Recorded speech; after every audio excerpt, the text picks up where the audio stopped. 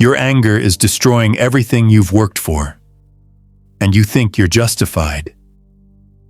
Right now, someone who wronged you lives rent-free in your head while you're the one suffering. They've moved on. You haven't. Here's what the Stoics knew 2,000 years ago that you need to understand today. Value promise, 8 rules. Ancient wisdom, modern application. By the end of this, you'll know exactly how to stop anger from controlling your decisions, your relationships, and your peace of mind.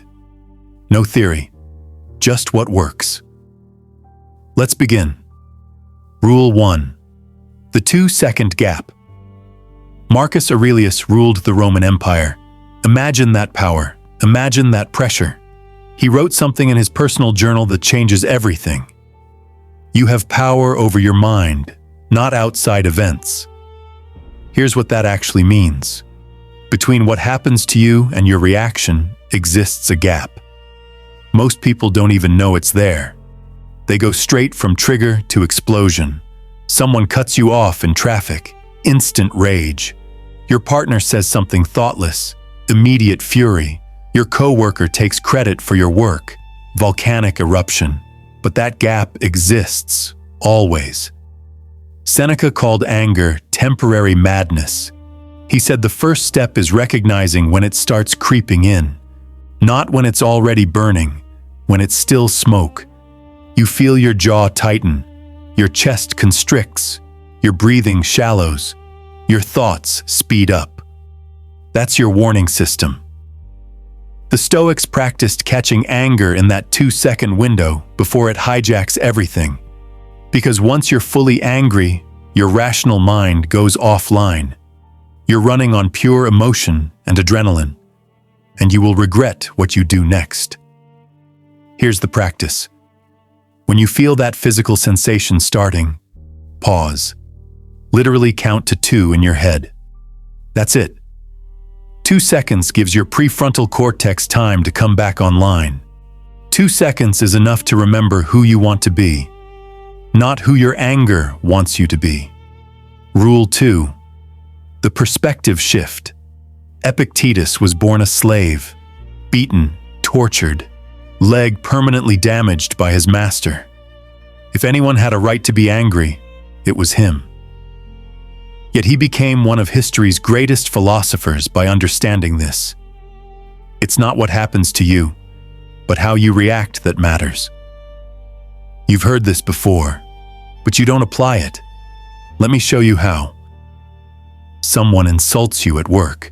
Your immediate thought, how dare they disrespect me like that? Epictetus would ask, what did they actually take from you? Your reputation? No. Your skills? No. Your character? Absolutely not. They gave you an opinion, nothing more. Here's the shift. They didn't make you angry. Your judgment about what they said made you angry. That's crucial, because you can't control what they say, but you absolutely control what you make it mean. Real scenario. A guy gets passed over for promotion. Younger colleague gets it instead. He's furious, feels betrayed, plans revenge, loses sleep, relationships suffer. Stoic perspective. Did I lose my abilities? Did my experience vanish? Did my value as a human decrease? No. External circumstances changed. His internal worth remained identical. The anger came from his belief that he was entitled to that promotion, that the universe owed him fairness. The Stoics rejected this completely. They knew the universe doesn't operate on your timeline or your idea of justice.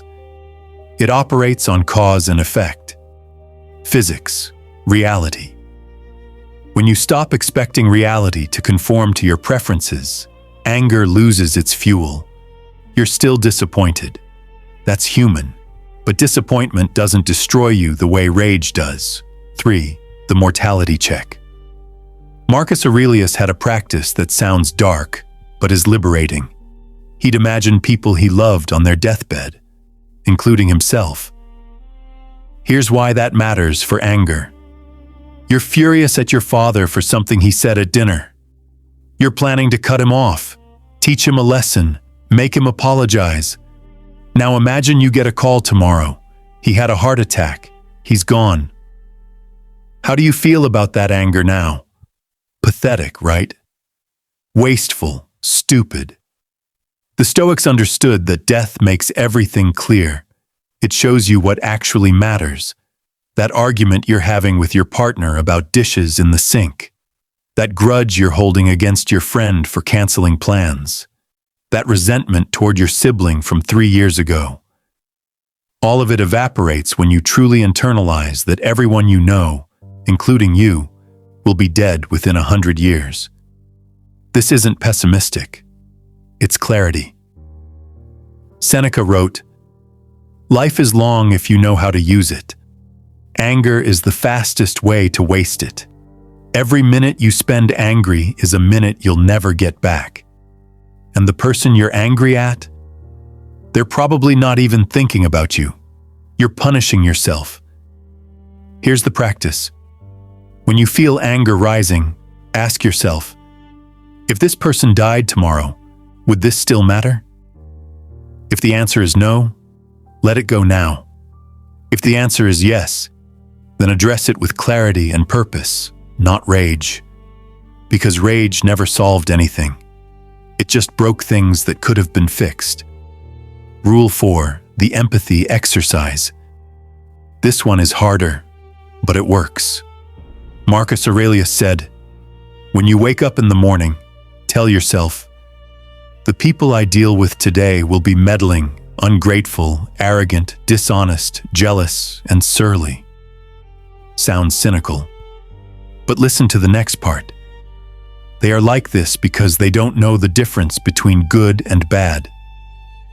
That's the key. People who hurt you aren't evil masterminds. They're confused, operating from their own pain, ignorance, or limitation. Someone cuts you off in traffic. Maybe they just got terrible news. Maybe they're rushing to the hospital. Maybe they're just a bad driver who was never taught better. Your anger assumes malice, assumes they targeted you specifically. But they didn't. You're not that important to them. Nobody is. Everyone is trapped in their own head, dealing with their own chaos. Here's the practice Stoics used. When someone wrongs you, instead of immediately jumping to anger, try this thought experiment. What would make a reasonable person act this way? Maybe they're stressed. Maybe they're insecure. Maybe they're protecting themselves from something I can't see. This doesn't excuse their behavior, but it removes the personal sting. Because when you realize it's not about you, it's about them and their limitations, the anger loses power. You move from victim to observer, and observers don't get controlled by their emotions. Rule 5, the cost-benefit analysis. Seneca was obsessed with this question. What does your anger actually accomplish? He'd make people list it out. What have you gained from your anger in the past? Broken relationships, lost opportunities, damaged reputation, health problems, sleepless nights, regret. What has your anger ever built? What has it ever improved? Exactly. But we cling to it anyway because anger feels like power, feels like justice, feels like we're doing something. We're not. Anger is the emotional equivalent of drinking poison and expecting the other person to die. Here's what makes this rule powerful. Actually write it down. Think of the last 3 times you got seriously angry. Write what happened. Write what you did. Write what you gained. You'll see a pattern. Anger costs you everything and gives you nothing. Epictetus taught his students to treat every emotion like an investment. What's the return? If you invest hours of your life being angry at your ex, what's the return? They're still your ex. You're just more miserable. If you invest energy being furious at your boss, what's the return? They still have power over you. You're just more stressed. The Stoics were ruthlessly practical. They didn't say anger is wrong from a moral high ground. They said anger is stupid from a practical standpoint. It doesn't work. Once you see that clearly, motivation to change becomes natural. You're not fighting against your anger. You're just choosing not to make a terrible investment anymore. Rule 6. The preemptive strategy. Here's where most people fail with anger management. They wait until they're already angry, then try to calm down. That's like waiting until your house is on fire to think about fire safety. The Stoics took a different approach: preparation. Marcus Aurelius would literally rehearse difficult situations before they happened. He'd think, today I might encounter someone rude, someone who tries to provoke me, someone who betrays my trust. Then he'd mentally practice his response. This is called premeditatio malorum. Premeditation of evils. You imagine the worst-case scenarios so they don't catch you off guard. Someone's going to merge into your lane without signaling today, guaranteed. So decide now. When that happens, will you rage, or will you let them in and move on with your day unaffected? Your teenage daughter is going to say something disrespectful this week. It's inevitable. So decide now. When she does, will you explode and damage your relationship? Or will you respond with firmness and love? The power is in the preparation. Because when you've already decided how you'll respond, the anger has nowhere to land. You've closed that door. Here's your homework. Think about your typical anger triggers: traffic, criticism, being ignored, whatever. Now script your response before it happens. When someone criticizes my work, I will take a breath, thank them for the feedback, and evaluate it later when I'm calm.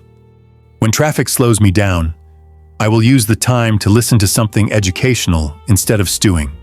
Pre-decision eliminates in-the-moment chaos. Rule 7. The reframing technique. Epictetus had students who would complain about obstacles and setbacks. His response was brutal. The impediment to action advances action. What stands in the way becomes the way. Every obstacle is an opportunity. Every frustration is a teacher. You're angry because you got laid off. Reframe. Now you're free to find work that actually fulfills you. You're angry because your relationship ended. Reframe. Now you know what you don't want and can find better. You're angry because someone wronged you. Reframe. Now you know who they really are and can protect yourself accordingly. This isn't toxic positivity. This is practical philosophy. The Stoics believed that nothing external is inherently good or bad. Your judgment makes it so. Real example: 2 people get stuck in the same traffic jam. Person A, angry, stressed, blood pressure rising, honking, cursing, arrives at destination in a terrible mood.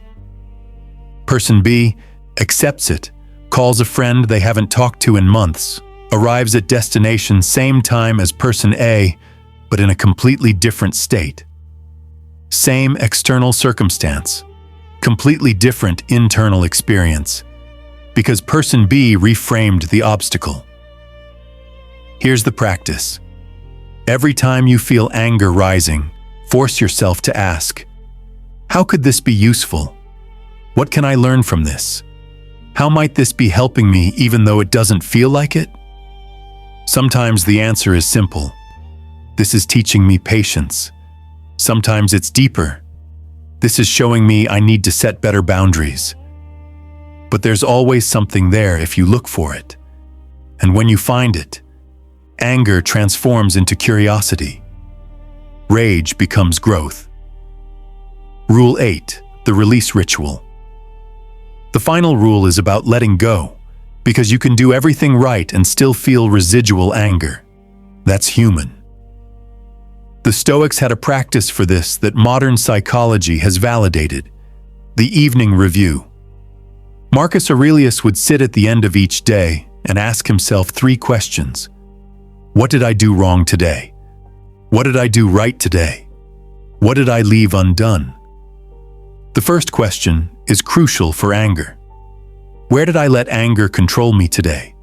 Where did I react instead of respond? Where did I fail to practice what I know?